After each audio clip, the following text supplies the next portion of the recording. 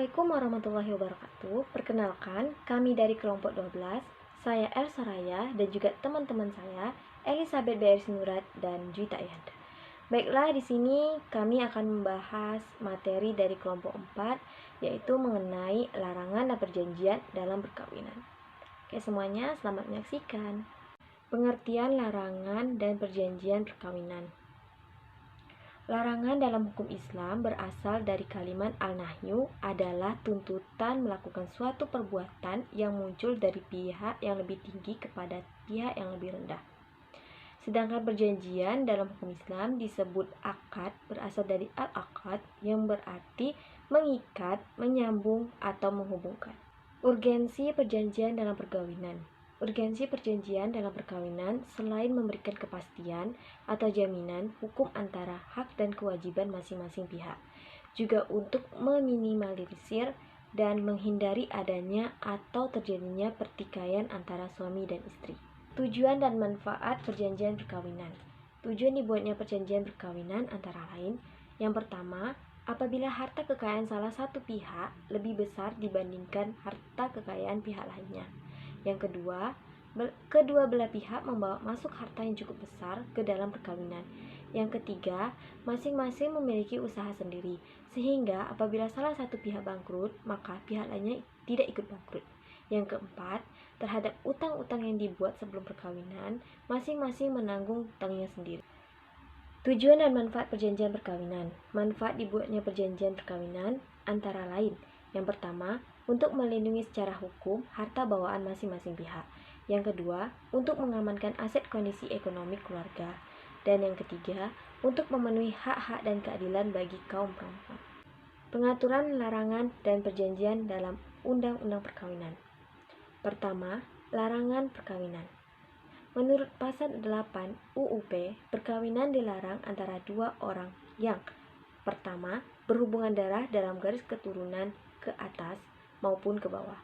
Yang kedua, berhubungan darah dalam garis keturunan menyamping atau antara saudara. Selanjutnya yang C, berhubungan semendan atau mertua, anak tiri atau menantu ibu bapak tiri.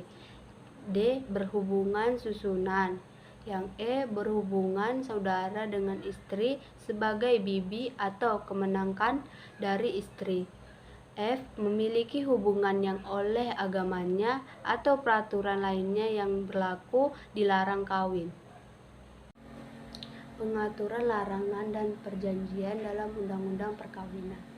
Menurut pasal 9 UUP, seseorang yang masih terikat tali perkawinan dengan orang lain tidak dapat kawin lagi, kecuali yang pertama mendapatkan izin dari pengadilan, pasal 3 ayat 2 UUP, yang kedua si istri tidak dapat menjalankan kewajibannya sebagai istri, istri mendapatkan cacat badan atau penyakit yang tidak dapat disembuhkan, istri tidak dapat melahirkan keturunan, pasal 4 ayat 2 UUP.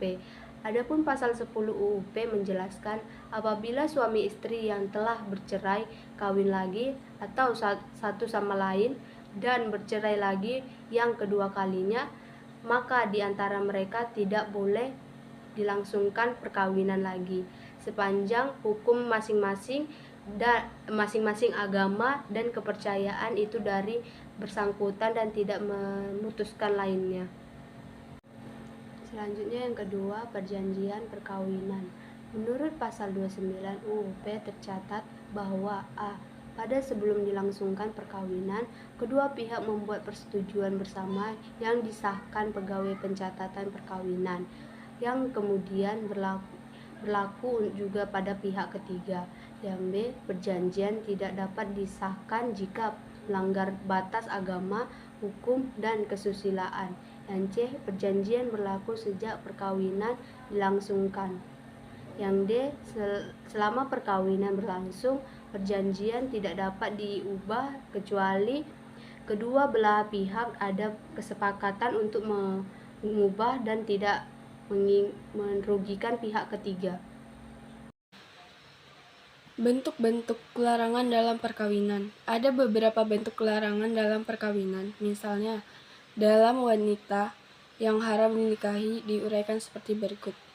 Pertama, disebabkan adanya hubungan nasab atau keturunan. Kedua, disebabkan adanya hubungan perkawinan. Ketiga, disebabkan adanya hubungan persusuan. Keempat, mengumpulkan dua orang perempuan yang masih bersaudara.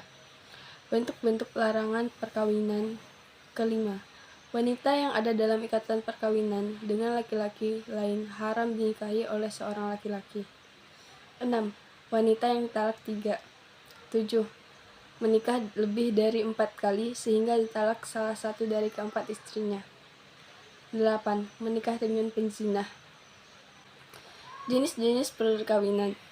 Perjanjian kawin dengan kebersamaan untung dan rugi. Tidak semua harta kekayaan suami istri dicampur menjadi harga bersama, melainkan hanya sebagian dari harta keduanya saja, yang mana merupakan profit atau rugi yang dapat selama perkawinan. Kedua, perjanjian kawin dengan kebersamaan hasil dan pendapatan. Perjanjian kawin dengan kebersamaan hasil dan pendapatan merujuk pasal 16 KUH. Perdata menjelaskan bahwa perjanjian antara kedua hanya akan ada gabungan pendapatan dan tidak ada gabungan seluruh atas harta kebersamaan. Jenis-jenis perjanjian perkawinan. Perjanjian kawin dengan peniadaan terhadap setiap harta bersama. Bentuk perjanjian ini dibuat apabila keduanya menginginkan adanya pemisahan harta secara penuh sepanjang perkawinan mereka. Nantinya, dalam perjanjian perkawinan tersebut akan dinyatakan bahwa tidak ada penggabungan harta atau harta bersama bagi istri atau suami. Selesai. Assalamualaikum warahmatullahi wabarakatuh.